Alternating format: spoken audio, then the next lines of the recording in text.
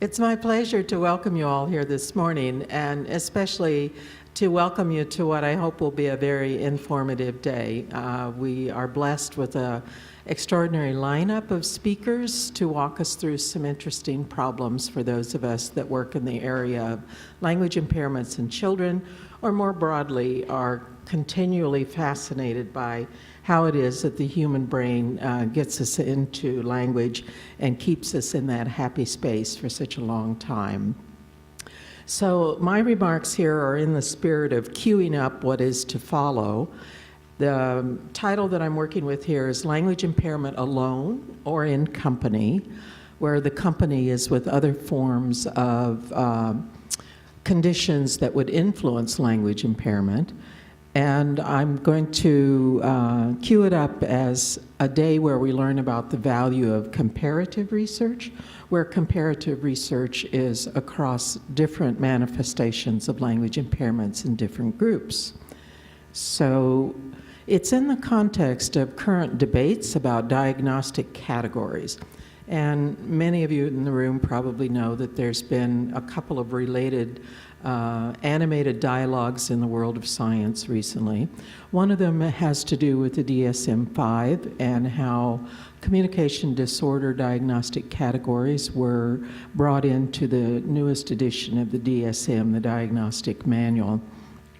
And our umbrella term there is language disorders.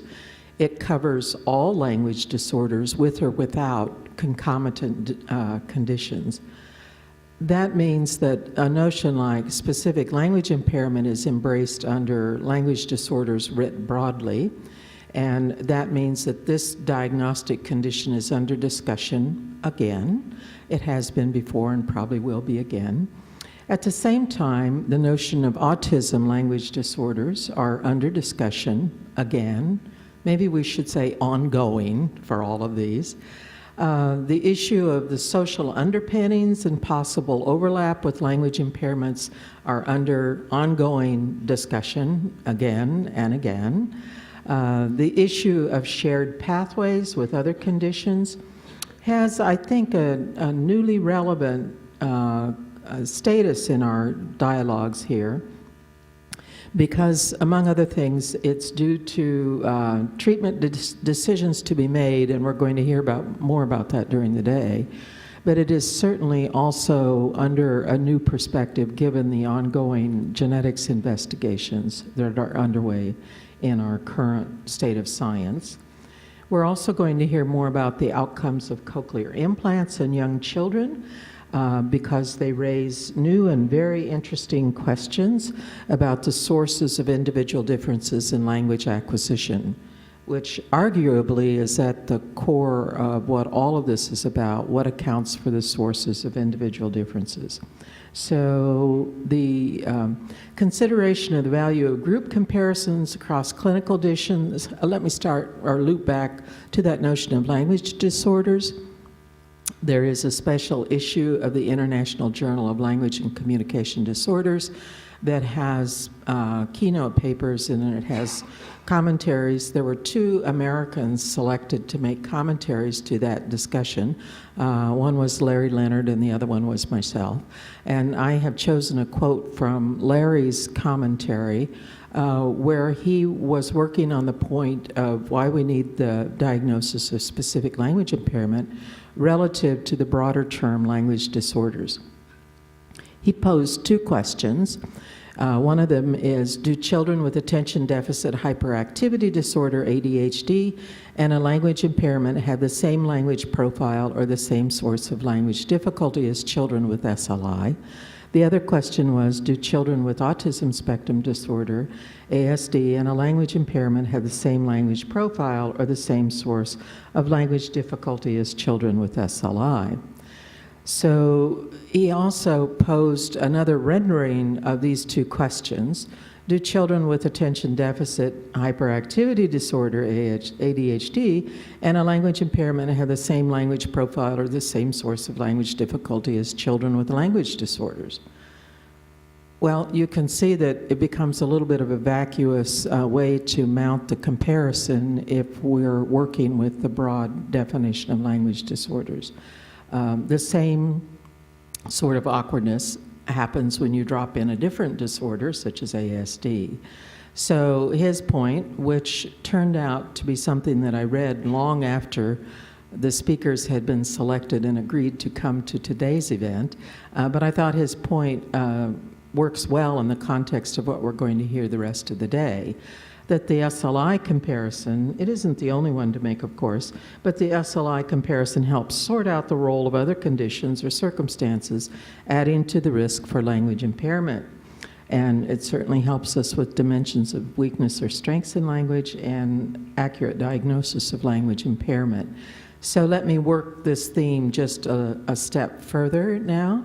So looking a little bit more about the informativeness of these comparison groups. And I have here a slide that cues up the rest of the presentations that we're going to hear about. So now we're looking at not just comparing those who have language disorders across conditions, but we're comparing the conditions. And we're comparing the conditions in a way that allows us to ask, are there language disorders in children with ADHD? And if so, do they look the same as language disorders in children with SLI, for example? So you can think of this as a series of chi-squares, if you wish, 2 by 2. So this is the order in which we're going to work through today's presentations. So we have SLI, by definition, it has a language disorder, and it's being compared to ADHD, and it turns out not all of the children with ADHD have language disorders. And then we can begin to pull apart how much information this brings us to compare all 4 of these cells. So if you think of these A, B, C, D cells as an organizer for what you're going to hear for the rest of the day, that allows for some ways of thinking about what we're learning. Autism also lends itself to this kind of a treatment. Cochlear implants, we're going to hear about how it matters if we're looking at the efficacy and the value of a cochlear implant, if the child receiving the implant is prepared to learn language well versus the child who may not be. Bilingualism, we've had this as an ongoing debate, whether or not bilingual children can have language impairments that also affect sorting through a diagnosis. Dialect is the same set of issues about how to find out if there is the presence of a language disorder in the presence of a non-mainstream dialect. This is a problem that requires a team. It requires a broad range of expertise, and we're going to hear from outstanding researchers on this collective team today. And they're listed here in the order in which they show up on your program, and I'm happy to be able to introduce each one of them.